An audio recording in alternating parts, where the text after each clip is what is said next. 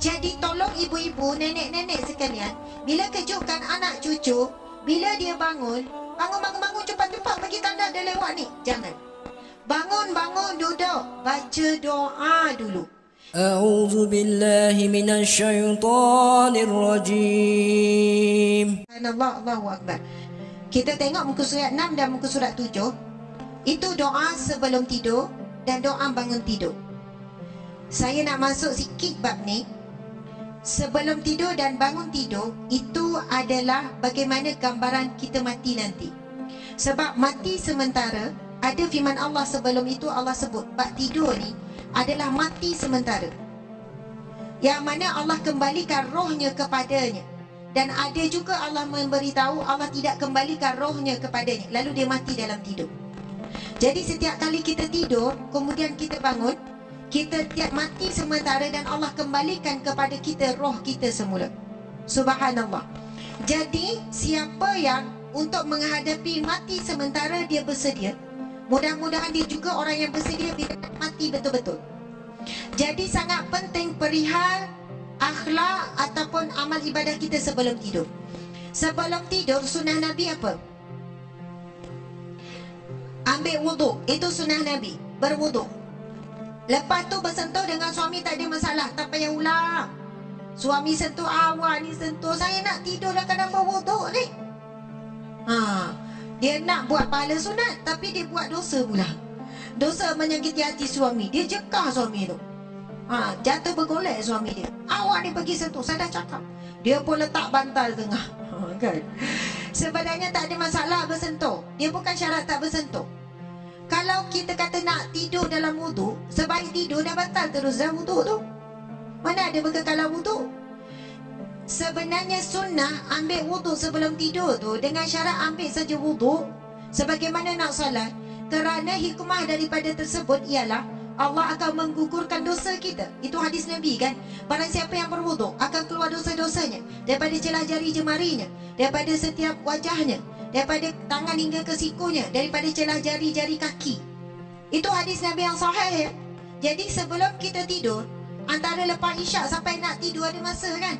Mungkin ada dosa-dosa kecil kita lah. Jadi bila ambil wuduk, maka kita tidur dalam keadaan bersih daripada dosa. Kalau kita mati pun dalam keadaan tidak berdosa, ibu-ibu muslimin muslimat. Kecuali dosa besar, perlu dengan taubatan nasuha. Jadi apabila kita ambil wuduk sebelum tidur, kemudian terkentut contohnya, tak apa dah lah. Kemudian kalau kita tersentuh ke dengan suami, bukan tersentuh, sengaja sentuh pun tak ada masalah. Kan nak salam ke, nak cium ke kan, nak bermesra ke, tak ada masalah. Bukan bang malam ni tak ya, saya nak ke kalau wuduk ni. Jadi tak ada salam malam ni bang. Ataupun lepas isyak dia terus salam siap-siap bang, salam siap-siap ya. Bergaduh kadang tu sebab salah faham. Sebenarnya sebelum tidur nak membersihkan diri dengan wuduk. Kalau batal, tak kira terbatal sunat tu tak. Kemudian Nabi buat apa lagi? Baca 3 qul. Itu hadis Nabi yang sahih. Aisyah bercerita apabila Rasulullah nak tidur, Rasulullah akan mendekatkan kedua tangan. Maksudnya tangan kanan, tangan kiri. Macam berdoa. Nabi baca qul huwallah, qul a'udzu birabbil falaq, qul a'udzu birabbin nas. Tiga kali Nabi ulang, lalu Nabi sapu ke seluruh anggota badan sehingga seluruh anggota badan yang dapat capai semua. Dan kita kecualikan tapak kaki. Jadi mana boleh capai, sapu semua. Bayangkan ya, Nabi Muhammad yang dijamin Allah syurga, yang dijamin Allah selamat daripada api neraka, tak miss buat amalan tersebut. Tak miss. Subhanallah. Orang yang buat persiapan untuk mati sementara, insya-Allah dia juga orang yang bersiap sedia untuk kembara menuju Allah yang selama-lamanya, iaitu kematian. Jadi apa lagi yang kita buat sunat sebelum tidur? Baca surah Al-Mulk. Nabi bersabda, Tabarakallazi biyadihil mulk. Bacaan tu surah Al-Mulk itu, hiyal munjiyah, hiyal munjiyah, hiyal mani'ah min azabil qabr. Hadis Nabi yang sahih. Ia adalah penghalang, ia adalah pelindung daripada azab kubur. Masya Allah. Jadi buatlah sunnah-sunnah Nabi tersebut, kemudian tidurlah. Bila bangun daripada tidur, itu hadis Nabi lagi tu, Allahumma bismika amutu wa ahya. Itu daripada hadis Nabi. Kemudian bangun tidur juga daripada hadis Nabi, hadis sahih. Alhamdulillahilladzi ahyana ba'dama amatana wa ilaihin nusyur. Muslimat, sangat penting baca doa selepas bangun tidur. Kalau kita tidur sementara dinama mati sementara, tidur dinamakan mati sementara. Bila kita bangun pagi besok, kita berada di alam dunia lagi lah, tapi hari yang baru. Betul atau tidak? Hari yang baru. Ketika kita mati betul-betul, kita ibarat akan bangun semula, tetapi di alam yang baru. Kalau kita tidur sementara, kita bangun di hari yang baru. Bila kita mati sungguh-sungguh, betul-betul, kita akan bangun di alam yang baru. Jadi sangat penting bagaimana kita bangun tidur. Mudah-mudahan begitu juga cara kita bangun bila selepas mati, di alam yang barzah, alam sana lah. Jadi perhatikan, benda ni bukan perkara yang biasa-biasa sebenarnya. Siapa yang faham prinsip ni, dia tidak akan meninggalkan bacaan doa malam sebelum tidur dan bacaan doa ketika bangun tidur. Sekarang kita akan baca satu hadis Nabi tentang bab bangun tidur. Buka pada muka surat 23. 23. Cuba baca muka surat 22 tu dulu. Sesungguhnya syaitan benar-benar musuh yang nyata bagi kita. Syaitan menunggu kelahiran kita. Dia tunggu waktu lahir. Dia nak berebut dengan azan di kanan kiri tu, dengan iqamah tu. Syaitan selalu mengganggu hidup kita, dan syaitan juga menanti kematian kita. Dia tak akan tinggalkan kita. Okey, cuba baca sama-sama ya. Hadis di sebelah ni kita nak baca sama-sama. Bismillahirrahmanirrahim. Yaqidu syaitanu ala qafiyah ra'si ahadikum iza huwa nama salasa uqadi yadribu kulla uqadatin makanaha alaika laylun tawilun farqud fa in istayqaza fazakarallaha in hallat uqdatun fa in tawadda'a in hallat uqdatun fa in shalla in hallat uqaduha in hallat uqaduhu kulluha fa asbaha nashitan tayyiban nafsi wa illa asbaha khabisan nafsi kaslani. Sadaqa Rasulullah sallallahu alaihi wasallam. Duduk tegak ibu-ibu. Masya Allah. Saya tahu dah lengah tu kan, dah semut, dah kengga semua. Nabi dah ni 5 minit lagi. Nabi sallallahu alaihi wasallam bersabda, syaitan membuat 3 ikatan di tengkuk. Membuat 3 ikatan. Walaupun tak nampak, tapi ikatan syaitan sangat kuat, sangat kukuh. Tidak boleh dibuka malaikat dengan 3 amalan ini. Sebab itu kita sebut, bangun nak tidur penting, bangun tidur pun sangat penting. Dia penentuan bagaimana kita nak mati dan bangun daripada kematian besok. Maksud penentuan bukan confirm betul-betul, tetapi orang yang jaga 2 perkara ni, insya-Allah ada ciri-ciri mati husnul khatimah, dibangkit di dalam barzah yang indah. Amin ya rabbal alamin. Subhanallah. Nabi sebut, syaitan membuat 3 ikatan di tengkuk di leher bahagian belakang. Salah seorang dari kamu ketika semua ketika tidur. Pada setiap ikatan, syaitan akan mengatakan, jampi dia ialah malam masih panjang, tidurlah.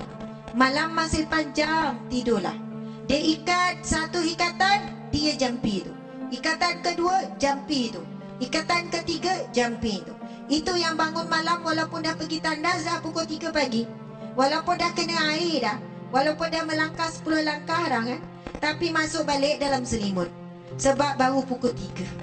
Bangunlah pukul 4.30. Oh, 4.30 sompek lagi ni. Masuk balik dalam selimut. Padahal dah lama dah tu nak mati tu. Kan? Umur dah 50 dah tu. Antara saya dengan makcik mati dulu makcik. Dari segi umur. Tapi dari segi yang lain, mungkin saya mati dulu. Kadang-kadang tu Masya Allah, orang tua pun kan tak kuat nak bangun malam ni. Tengok pukul 5. Oh, subuh lambat sekarang ni. Kalau 5 suku pun dan lagi ni 2 rakaat 4 rakaat ni. 5 suku sambung lagi sampai 5.30. Tinggal 10 minit nak subuh, barulah dia kuat nak bangun. Ambil wuduk laju-laju. Sempatlah. Macam itulah dia dah bertahun-tahun tak meningkat-ningkat. Sebab apa? Kalah dengan ikatan syaitan. Jadi Nabi sebut apa? Jika dia bangun lalu berzikir kepada Allah, putuslah satu ikatan. Kemudian jika berwuduk, putus lagi satu ikatan. Kemudian jika dia mengerjakan salat, putuslah ikatan yang terakhir. Pada pagi hari, Nabi kata siapa yang buat begini, pada pagi hari dia akan bersemangat dan dia akan happy, dia akan gembira, dia akan ceria. Jika tidak melakukan seperti itu, dia tidak ceria dan menjadi malas. Daripada pagi sampailah ke malam. Sebab itu orang yang bangun kelang kabut, dia punya ayat keluar memang ayat kelang kabut. Dia buka je mata, bang dah lambat bang. Bang bangun dah lewat. Lepas tu kita kejut anak pula, bangun dah lewat ni. Dia lupa sepatutnya perkataan pertama bila dia buka mata, kena putuskan ikatan daripada syaitan dengan kalimah zikrullah. Bangun tidur, perkataan pertama, Alhamdulillahilladzi ahyana ba'dama amatana wa ilaihin nusyur. Segala puji bagi Allah yang telah menghidupkan aku setelah mematikan aku, dan kepadanya lah aku kembali. Nampak tak doa tu?